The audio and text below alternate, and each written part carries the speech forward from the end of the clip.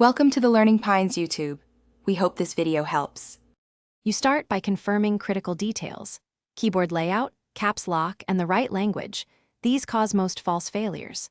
Once done, open the Google sign-in page and select Forgot Password. This initiates account recovery. Make sure your recovery phone number and recovery email are accessible, and note at least one recent password or approximate creation date. You need those facts because Google's automated checks compare them to stored signals. Keep your device and network consistent with prior sign-ins for higher success. Now you walk through verification flows. Enter the last password you remember, even if approximate, because Google uses partial matches. If prompted, approve the sign-in prompt on your registered phone or request a verification code sent to your recovery email or SMS. When asked for account creation month and year, estimate closely. Rough answers help. If multiple options appear, choose the strongest you can complete. Stay patient as each successful step unlocks the next verification tier toward resetting credentials.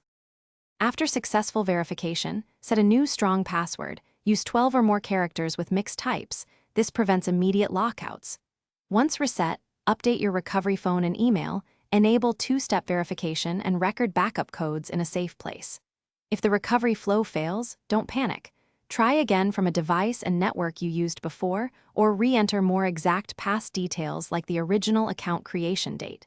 If repeated attempts fail, wait 24 to 48 hours and retry with any additional evidence you can provide. Thanks for watching. Consider subscribing if we helped you.